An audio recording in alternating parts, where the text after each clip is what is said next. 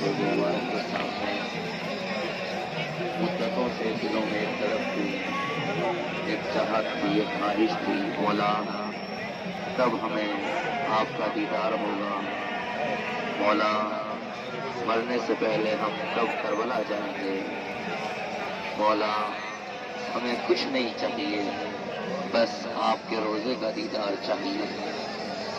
ہر دل مومن کی ایک طرف تھی، ایک عشق تھا، ایک انتہا تھی کہ ہمیں زندگی میں مال و زر سے اتنا عشق نہیں ہے جہاں مولا عباس کی جان نصیب ہو جائے۔ غازی کی نگاہیں دیکھ رہی ہیں، آپ کے دلوں کو پڑھا جا رہا ہے، آپ کی نیتوں کو پڑھا جا رہا ہے۔ یقین جانے آپ کربلا آئے ہیں، کسی پرسے کے لیے آئے ہیں۔ کوئی بیوی ہے جو آج بھی اس مقتل میں بلک بلک کے رو رہی ہے، ہائے میرا غریب بیٹا مارا گیا، ہائے میرا بچہ ذبح کر دیا گیا۔ مولا ہم چلے تھے سفر طے کر کے، تھکاوٹیں ہیں، احساس سفر ہے، لیکن مولا آپ پر ہمارا سب کچھ قربان ہے۔ جب آپ کربلا پہنچے تو آپ سب جانتے ہیں، ہر دل مومن محسوس کرتا ہے، ساری تکلیفیں دور ہو جاتی ہیں۔ کربلا پہنچ گئے، منزل تک آئے، مقصد مل گیا ہمیں زندگی کا، اور انشاءاللہ یہیں سے سب کچھ لے کے جائیں گے۔ علماء کہتے ہیں کہ مانگنا چاہیے، مانگنے سے منع نہیں کیا گیا۔ ایسا نہیں کہ دروازے پہنچے آتے ہی ہم نے اپنی دعاؤں کی فہرست کو کھولنا شروع کر دیا۔ آئے برسہ دیں غازی کو، ان کی بھتیجی سکینہ کا برسہ دیں، حسین کو ان کی بہن زینب کا برسہ دیں۔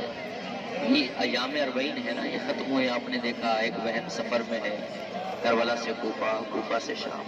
جب کربلا پہنچے تو آداب زیارات میں سے ہے کہ انسان باوضو رہے، اور جب قصد زیارت کرے، نیت کرے کہ غازی ابوالفضل عباس امام حسین شہدائے کربلا کی زیارت کے لیے جاتا ہوں، قربت کی اللہ، اور آہستہ آہستہ قدم رکھے، زیادہ ہنسے نہیں۔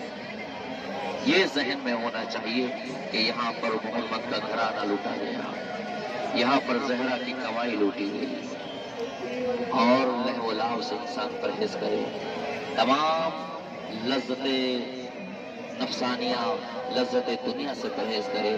کربلا میں پہنچ گئے، یہ محسوس کرے کہ آج بھی وہ لشکر ہے 72 کا، حسین آواز دے رہے ہیں، هل من ناصر ینصرنا، هل من مغیث یغیثنا۔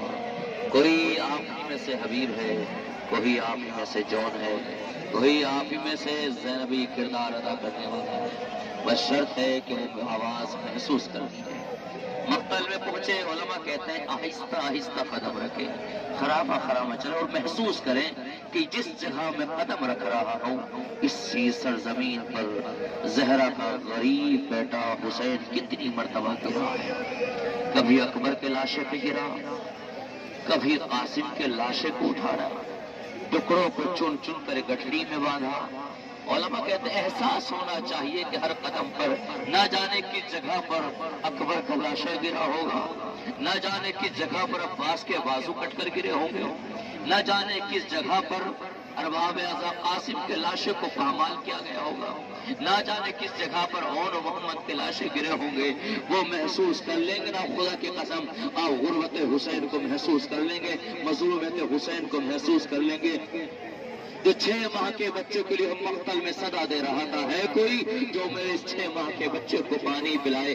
کوئی ہے جو اسے ایک گھونٹ پانی پلا دے؟ پانی تو کسی نے نہ پلایا، 3 گھال کا تیر چھوٹی سی گردن پر ضرور چلایا گیا۔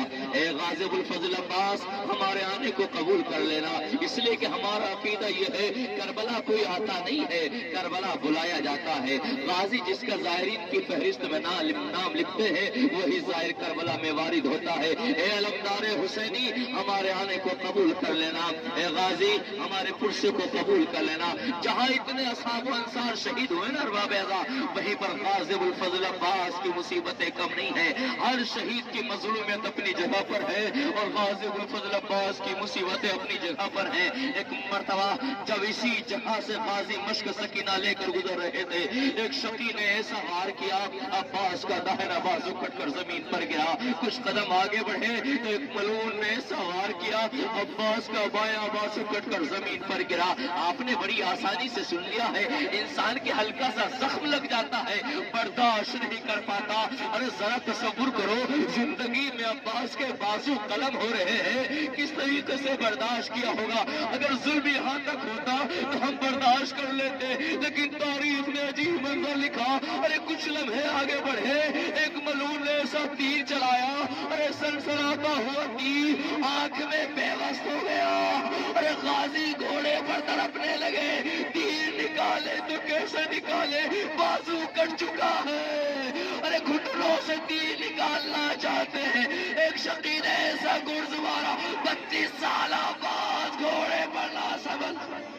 اجرکم اللہ, آوازیں گریہ بلند ہو گئی. خدا آپ کو کسی غم میں نہ رلائے سوائے مظلوم کربلا کے.